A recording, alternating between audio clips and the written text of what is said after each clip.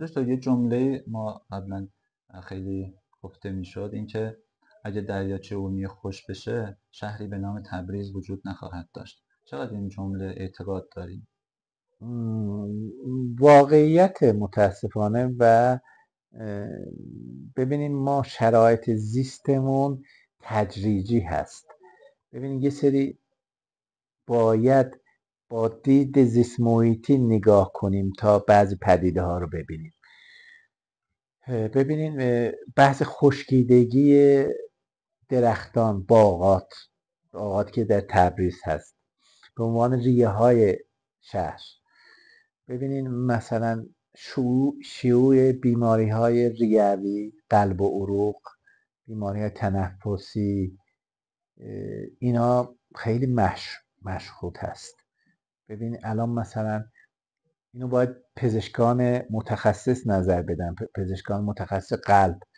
مثلا میبینیم که طرف بیماری فشار خون داره و پزشک میاد بر اساس بایومس بدنی، فیزیکش، فشارش، میاد یه دارویی رو تجویز میکنه.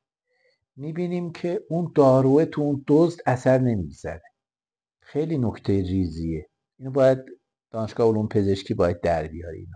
این نمکی که از طریق بینی و دهن وارد سیستم بدن ما میشه در افزایش فشار خون مؤثر هست.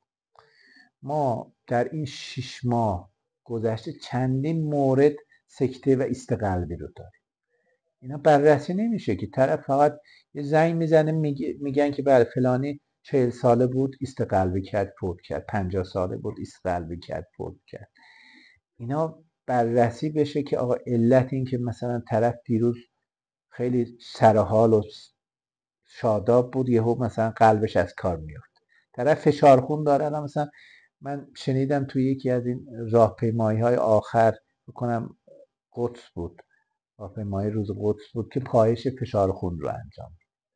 ما مثلا بیمار قند داریم، طرف نمیدونه اصلا بیمار قند داره، فشار خون داره، میگه که من یه چند نفر اصلا تو اداره میبینی حالش بدحال از حال رفتن، بعد مشخص شدی طرف فشارش رو 20 بود. اینا اون که فرمودین شهر تبریز بحث مهاجرت میگن، بحث انتقال میگن، بعضیا به شوخی میگن. ما مثلا توی جلسه بودیم تو ارومیه، گفتن که آقا آقای دکتر این گوچهایی که تو کوههای اطراف دریاچه ارومیه هستن اینا نمردن. گفتم مرد حسابی مگه ما گوچیم؟ انسان با گوچ خیلی فرق داره، با بز کوهی فرق داره. قرار نیست که با هم دیگه تحملمون یکی باشه. انسان یه دفعه‌ای میفته. واقعیت اینه که ببینیم ما نباید اجازه بدیم که اینجا تخلیه بشه. بله یه سری الان مثلا تراست‌ها و کارتلای در حقیقت سرمایه‌دارای بزرگ رفتن تو شمال کشور دارن واحدهای مثلا 80 متری 50 متری دارن درست میکنن، همین از سرمایه‌دارای خود شهر تبریز. بعد میگن که ما این خونه های کوچیک رو میسازیم که از تبریز که میخوان مهاجرت کنن بیان اونجا تو شمال کشور مثلا از ما واحد بگیرن. خب اینا آدمای خوبی نیستن به نظر من. یعنی اینجور آدما مثلا یکی مثل آقای مردانی آذر میاد تمام زندگیشو یه بیمارستان مثلا سرطانی برای بچه‌ها درست میکنه. یه آدم ثروتمندم میره اونجا میگه که از بدبختی آدما، از بیماری آدما، از نابودی شهرها استفاده میکنه، میره اونجا مثلا تو شمال کشور بگه من مثلا مجتمع مسکونی میخوام درست کنم. آدما فرق حالا داره. تو از یه بعد دیگه هم میتونیم نگاه کنیم که اونا درک کردن که ما به این بحران داریم نزدیک میشیم. بله. ممکنه که شهر تبریز مجبور بشه به خاطر دریاچه ارومیه مهاجرت کنه مردمش، شم اون ولی کسایی که اقتصادیه خیلی بالاست خیلی دیگه. بالاست ولی ما بالاخره. خودمون هنوز به اون درک بله. نرسیدیم که ممکنه این اتفاق این خیلی زنگ نزدیک. خطره خیلی مشخص، واضح و در حقیقت داره نواخته میشه. یه بحث اینه که ببینید یه وقتایی که من همیشه میگم تو صحبتم، یه وقتی که ما خوابیدیم، یه وقتی خودمون رو به خواب زدیم. وقتی خوابیدیم ممکنه صدای زنگره نشنویم. چون دیدیم دیگه مثلا طرف خیلی خسته است، میاد خسته و کوفته یه جای میخوابه، مثلا زلزله هم میشه طرف متوجه نمیشه، بعد بیدار میشه میگه آقا زلزله شده بود مگه، مثلا من نشنیدم. ولی یه کسی خودشو به خواب زده، اون دیگه اون نمیشه کاری اون کرد. احتمال داره بیدار بشه ولی این آره احتمالش دقیقا 0 دقیقا. میشه.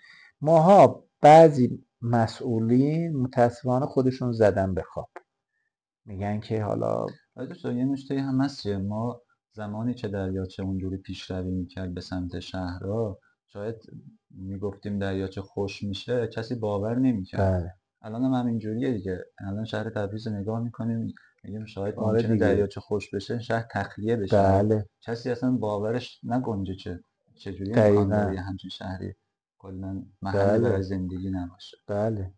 ما باید افراد دوراندیش، افراد وطن پرست باید اینا باشن تا این آلارما به موقع در حقیقت شنیده بشه واقعیت و علاج واقع قبل از وقوع بشه. یعنی دیگه وقتی ما به اون مرحله رسیدیم که باید مهاجرت کنیم دیگه تمومه.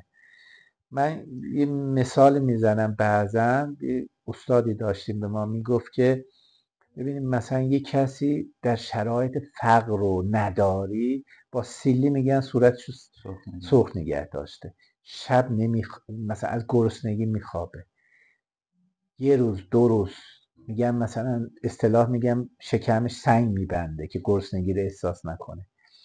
به یه مرحله میرسه میاد داخل کوچه و خیابون، میاد شیشه ماشین تو رو میزنه اینطوری، میگه به من پول بده.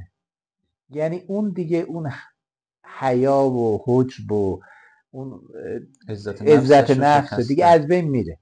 اون شیشه هره که زد ها دیگه تموم شد، اون دیگه اون ساختار دیگه از بین رفت. حالا تو این بحث احیا و در حقیقت خشکیدگی دریاچه ما نباید برسیم به اون زدن شیشه برسیم، یه زنگه به صدا در بیاد که باید بریم. مثلا کی مثلا یه سری افراد که رفتن خونه، اینقدر وضعشون خوبه که اصلا رفتن اونجا خریدن، ویلا خریدن، آپارتمان خریدن. یه عده افراد که نه، خیلی مثلا اینجا رو دوست دارن، میگن آقا ما همینجا میمیریم، اگه زنده بمونیم همینجا هستیم، بمیریم هم از همینجا میمیریم. خلاصه برای این بحث احیا باید از همه پتانسیل استفاده کرد، از همه. کسی که پول داره، کسی که فکر داره، کسی که تعصب داره، همه رو ما هیچ کس رو نباید طرد کنیم، به هر کسی یک مارکی بچسبونیم، از خودمون دور کنیم. هر کسی یا علی گفته آستینا رو بالا زده، باید بگیم آقا بیا داخل میدون. ما در سیستم دولتی بتونیم اینا رو با هم دیگه چفت و جور کنیم، همراه کنیم، هماهنگ کنیم، کار بزرگی رو انجام بدیم. کار رو باید بسپاریم به جوونا، مردم، بخصوصی سمنها، بخوایم نتیجه بگیریم. تو پس نتیجه میگیریم که ما برای احیای دریاچه به یه همت جمعی نیاز داریم و اینکه شهر تبریز خیلی از این اتفاق متضرر میشه. بله ما از این طرف هم رئیس جمهورمون هم همشهری خودمونه دیگه. بله حداقل اون چندین سال نماینده شهر تبریز بوده. یکی از وعده‌هاش هم در بله. حقیقت احیای چه دریاچه. انتظاری ما میتونیم از پزشکیان داشته باشیم که برای دریاچه ارومیه برای آینده شهر تبریز؟ ببینین من همین خواستم از ایشون اینه که این رو در ساختار ملی ببینن، واقعا خودشون دغدغه‌مند هستن. من خودم چندین بار با خودشون صحبت کردم در دوره نمایندگی. فردی هن که مطلب رو خوب تحویل میگیرن، یه استاد دانشگاه با تجربه، صادق، شفاف. اینا ملاک هایی هستن که من از آقای دکتر پزشکیان دارم و تصور و باور من اینه که اومده کار کنه. انشالله این تیمش رو خوب ببنده. این افرادی که برای این پروژه مهم منظور کرده، افراد متعصب و در حقیقت به قول معروف این کاره باشن. ما دیگه فرصت آزمون و خطا نداریم که اینو بذاریم بعد از مثلا یه مدت بگیم که آقا مثلا این کار نکرد، اینو بذاریم کنار.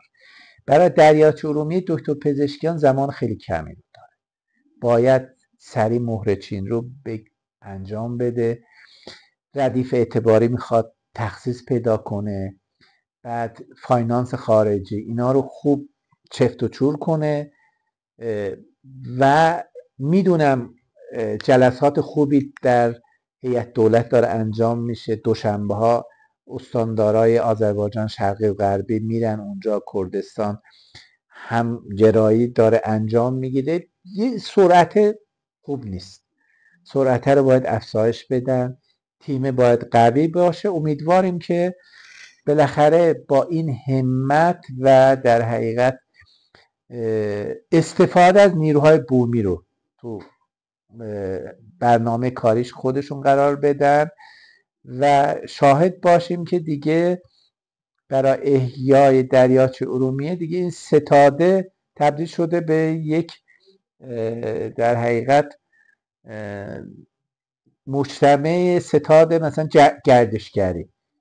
احیا رو دیگه ما حذف کنیم، کشورهای خارجی مثلا گردشگر بیاد برای دریاچه ارومیه، نه اینکه خودمون رو داریم به تلاش بندازیم که بتونیم این آب رو حفظ کنیم.